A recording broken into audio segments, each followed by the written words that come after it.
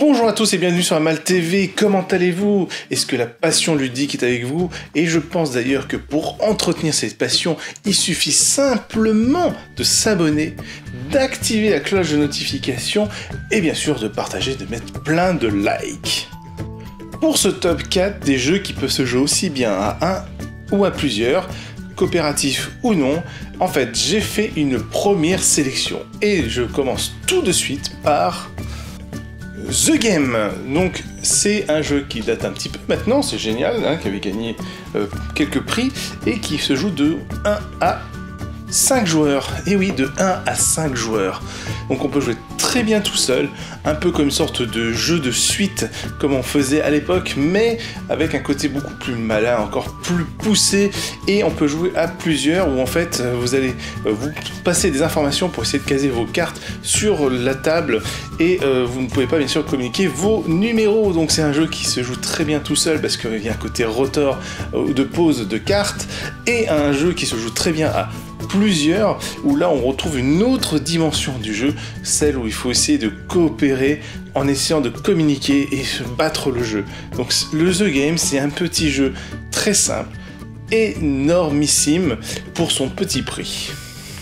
Énormissime, justement, Ears Negan. On a fait une vidéo d'ailleurs sur le channel, si vous voulez regarder, c'est une vidéo plutôt humoristique qui est officialisée d'ailleurs par Mantic, ceux qui distribuent le jeu. Donc Ears Negan, pour ceux qui connaissent Walking Dead, qu'est-ce que c'est que Ears Negan? Eh ben c'est un jeu où vous allez vous battre contre des zombies sous forme de scénario.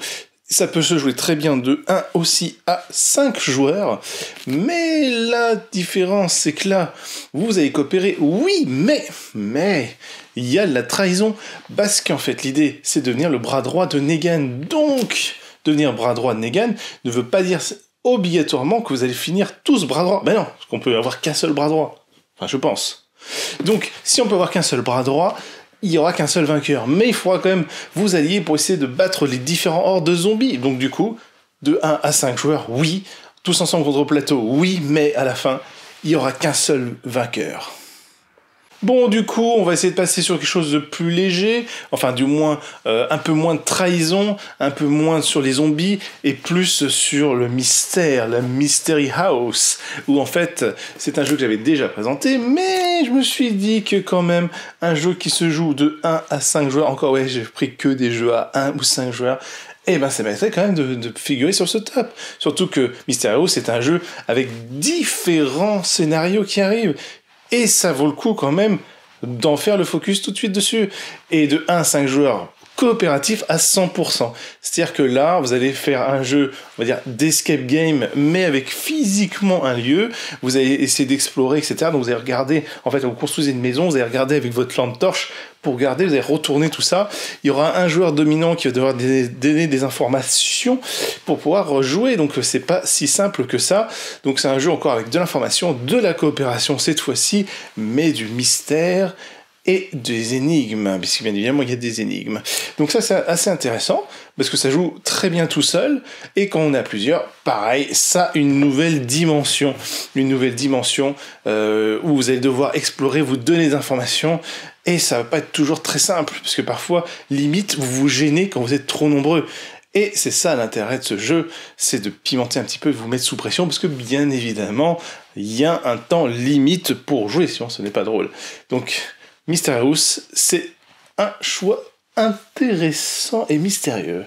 Et oui, on parle de mystère, et du coup, je sais qu'en ce moment, je suis à fond dessus, mais l'ordre de Veyel, voilà. Du mystère, ouais, mais là on va bifurquer un petit peu plus sur du fantastique, de l'héroïque fantasy, où là, on se retrouve avec un mix de genres. Et là, cette fois-ci, on n'est pas de 1 à 5 joueurs, non, on est de 1 à 7 joueurs. Hein, un jeu qui fait 7 joueurs, à part Seven Wonders, il n'y en a pas tant que ça. Sans des party games, bien évidemment. Là, on part d'un jeu qui se joue très bien à 1 à 7 joueurs, avec différentes configurations, oui.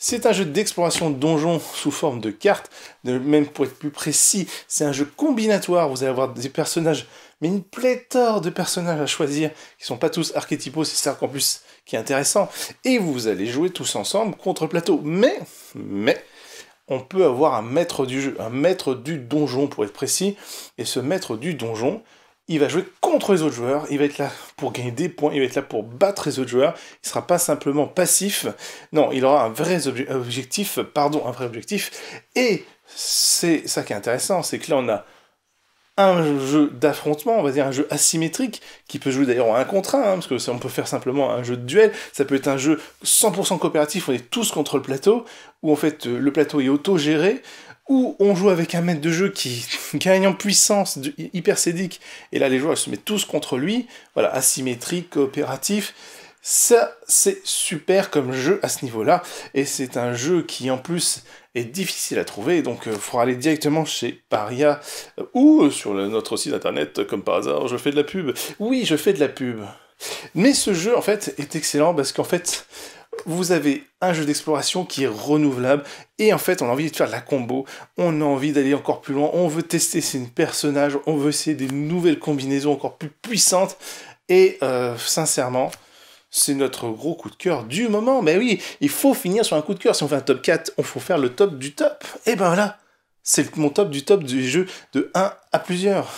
Donc voilà, c'est totalement subjectif, bien évidemment. Et c'est ça qui est intéressant d'ailleurs. C'est pour ça que vous vous abonnez. Et ben si vous n'êtes pas abonné, je pense qu'il faut le faire. Donc je vous dis à bientôt sur d'autres vidéos et que la passion ludique soit avec vous.